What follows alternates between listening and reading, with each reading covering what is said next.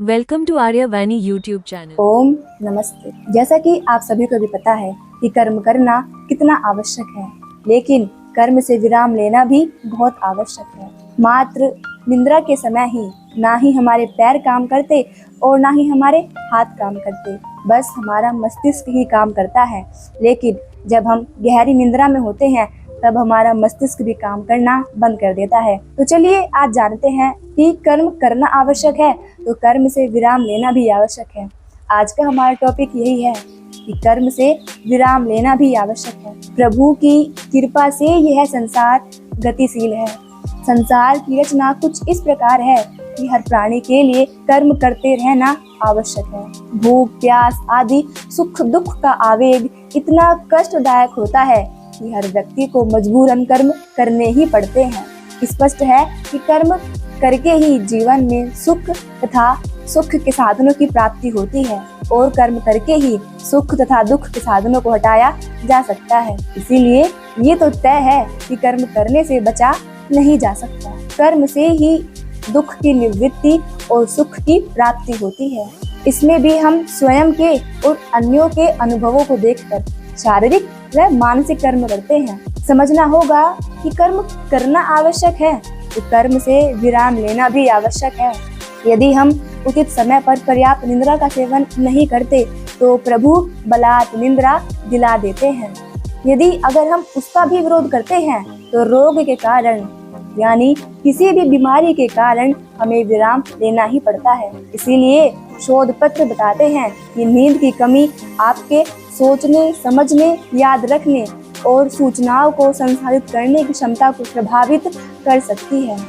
इसमें आपको जैसे तनाव, चिंता जैसी समस्याएं बढ़ सकती हैं। यदि आप पर्याप्त निद्रा के बिना ही काम करना जारी रखते हैं तो आप में दीर्घकालीन स्वास्थ्य समस्याएं बढ़ सकती हैं, जैसे उच्च रक्तचाप, मधुमेह, हार्ट फेलियर और स्ट्रोक तक का खतरा भी बढ़ सकता है। निष्कर्ष यह निकला, कर्म करें लेकिन प्रभु की प्रदत्त निद्रा की व्यवस्था में विराम लेना भी आवश्यक है। जी हाँ, विराम लेना भी बहुत आवश्यक है। हम निरंतर कर्म करते रहते हैं लेकिन विराम के बारे में एक बार भी नहीं सोचते। बहुत ज्यादा पढ़ने वाले व्यक्ति तथा कथित बुद्धिजीवी, बहुत ज्यादा धन कमाने वाले लोग, धन्ना सेठ, अधिकतर कर्म विराम के सिद्धांतों को ना जानकर बहुत हानियां उठाते हैं। कर्म विराम का यह सिद्धांत केवल शारीरिक कर्म पर ही लागू नहीं होता, अपितु कर्म विराम का यह सिद्धांत मानसिक कर्म पर भी लागू होता है।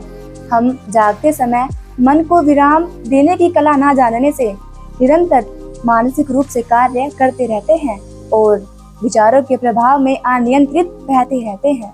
जिस प्रकार थका हुआ शरीर अपना संतुलन या कार्य क्षमता को खो देता है, वैसे ही विचारों के प्रभाव में थका हुआ मन अपना संतुलन व कार्य क्षमता को खो देता है। परिणाम यह होता है कि हम छोटी छोटी बातों में उद्वेलित, आवेशित, अनियंत्रित हो जाते हैं।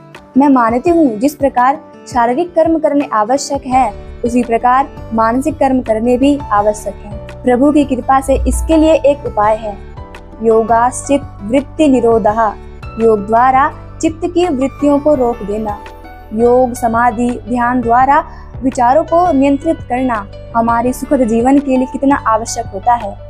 एक और जहाँ इससे निद्रा के समान विश्राम मन मिलता है और दूसरी ओर मन के विचारों पर नियंत्रण बना रहता है।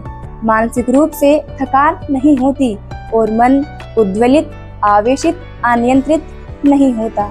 शारीरिक कर्म विराम के महत्व को हम प्रायः समझते भी हैं और उसे कर भी पाते हैं, और मानसिक कर्म विराम के लाभ को समझे और जागरूक बने। निरंतर कर्म करने से, जी हाँ, निरंतर कर्म करने से हमारा मन थक जाता है और हम बहुत दुखी होते हैं। वैचारिक कर्म का अभ्यास हमें इस दुख से बचा सकता है। ओम। हम मिलते हैं आपको नेक्स्ट वीडियो में।